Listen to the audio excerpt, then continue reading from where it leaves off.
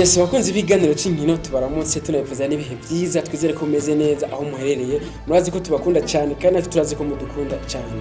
Iyi ni Gitega Entertainment TV mudukurikira mu rubuga rwacu rwa Facebook ndetse na YouTube. Ico tugusaba ni iki, ni gufite na subscribe niba mutarabikora, like, share and comment kugira ngo bane gukurikira ibiganiro vya GTV.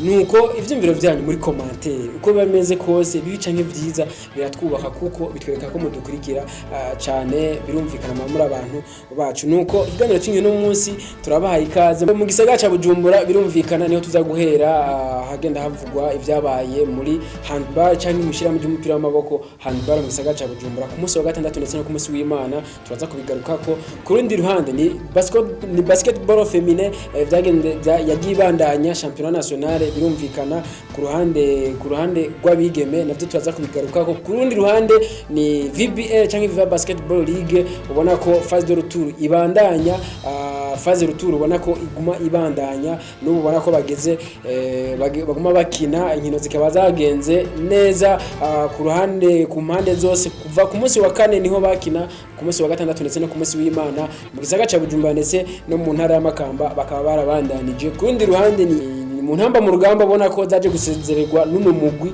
wa iserukira gihugu wa Nigeria, ubona ko Nigeria yaje gutsinda uno mugwi vyoroshe intamba mu rugamba ibitsindo 4 kubusa. Gutyo intamba mu rugamba ziba zirasezerewe muri iri higanwa rya WAFCON canke Women's African Cup of Nations riko ribera haya mu gihugu ca Maroc. Birumvikana turaza kuza tubigaruka ko iburaya turaza kuraba bivugwa ijya no hino, amakutu afite ni mesh cyane twavuga ngo tuyashobore, ariko Gitega Entertainment TV mugumane nayo kuko yabateguriye ibimeze neza.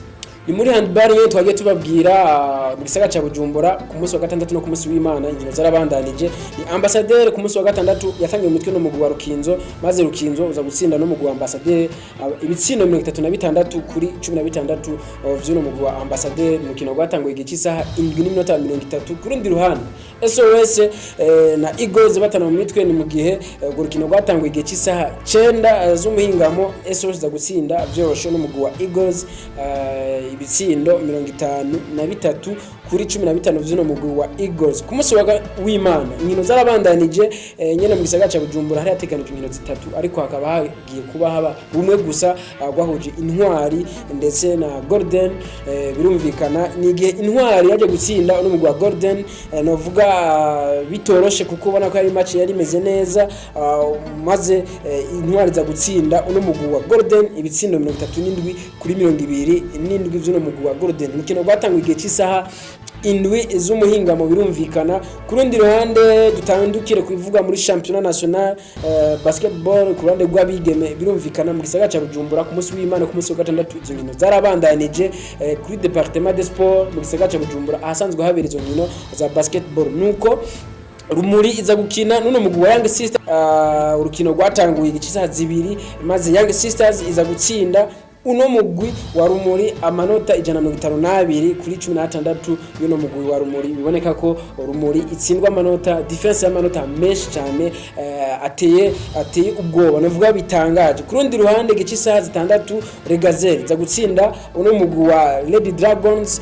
amanota 82 kuri 32 y'uno mugwi wa Lady Dragons. Ku munsi w'Imana inkino zarabandanije ku ruhande nyene rw'abigeme. Birumvikana igihe cy'isaha 2 z'igitondo Rumuri yaje gutana mu mitwe nuno mugwi wa Lady Dragons, maze Lady Dragons iza gutsinda uno mugwi wa Rumuri amanota 92 kuri 17 y'uno mugwi wa Rumuri. Nuko igihe cy'isaha 6 Regazeli na Young Sisters batana mu mitwe n'umukino novuga gwari ruri mu buhinga bukomeye ku ruhande rw'abigeme. Regazeli za gutsinda uno mugwi wa Young Sisters amanota 48 kuri 40 ya Young Sisters. Ku rundi ruhande ni Viva Basketball League canke VBL ku ruhande rw'abagabo, ubona ko byari bimeze neza mu gisagara ca Bujumbura ndetse n'Imakamba. Ku munsi wa kane habaye urukino mu gisagara ca Bujumbura kuri département des sports ku kibuga hasanzwe habera izo nkino mu gisagara ca Bujumbura. Urunani na Jimukana baza gutana mu mitwe,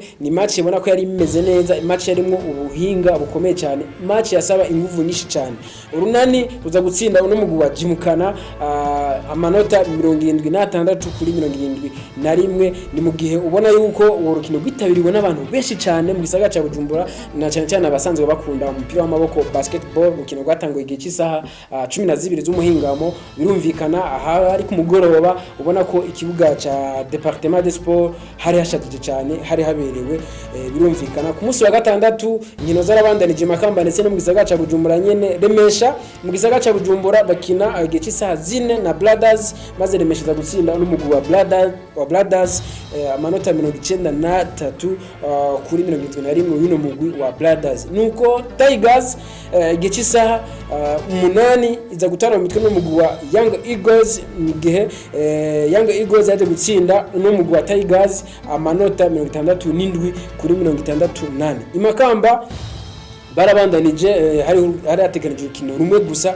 mu gihe Rezipo yaje gutana mu mitwe n'umugwi wa Eagles mu gihe Rezipo yaje gutsinda uno mugwi wa Eagles amanota 90 kuri 73 urukino rwatanguye igihe cy'isaha 7 z'umuhingamo ku munsi w'Imana birumvikana urunani rwatanye mu mitwe no mugwi wa Tigers urunani za gutsindwa no mugwi wa Tigers amanota 99 kuri 58 yuno mugwi wa Tigers Brothers za gutana mu mitwe no mugwi wa Young Eagles igihe cy'isaha 8 maze Young Eagles kubitwa no mugwi wa Brothers amanota 65 kuri 59 birumvikana igihe cy'isaha 10 z'umuhingamo Jimukana na Remesha urukino rwa rusa neza na gone Jimukana za gutsinda n'umugwi wa Remesha amanota 70 kuri 68 birumvikana Imakamba habaye inkino zibiri ku munsi w'Imana Dinamo iza gutsinda byoroshe n'umugwi wa Aigle Noir amanota 108 kuri 72 Rezipo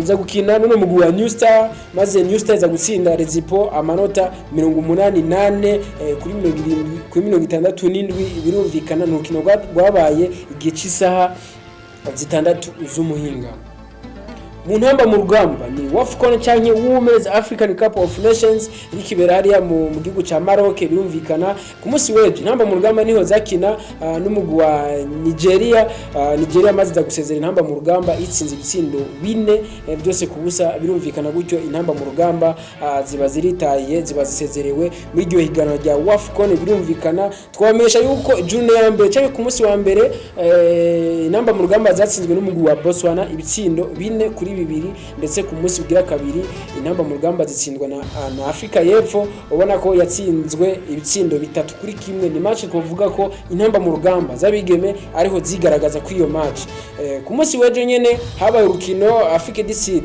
ikina no mugwi wa Botswana ubona ko Botswana yaje gutsindwa igitsindo kimwe ca Afrika du Sud birumvikana gutyo Afrika du Sud ibona kurangiza phase de groupe iri ya mbere mu itsinda rya C birumvikana ku rundi ruhande twamesha yuko imigwi igiye kubandanya mu gice cya kane gishira icanyuma ari imigwi 8 ibyo higanwa rikazoba ribandanya ku munsi wa gatatu ndetse no ku munsi wa kane birumvikana ni igenekezo rya 13 ndetse no ku igenekezo rya 14 ni mu gihe iyo migwi ari Zambia izo kina na Senegal igihe cy'isaha imwe ku munsi wa gatatu ndetse na Maroc ikine na Botswana isaha 4 z'ijoro ku munsi wa gatatu nyene birumvikana ku munsi wa kane Cameroon zotana mu mitwe no mugwi wa Nigeria igihe cy'isaha imwe z'ijoro birumvikana Afrika du Sud itana mu mitwe no mugwi wa Tunisia igihe cy'isaha 4 z'ijoro nyene birumvikana ni ku munsi wa kane twamesha kandi yuko umukinyi afite ibitsindo byinshi muri nyuma yaho phase de groupe igiye kuba irangira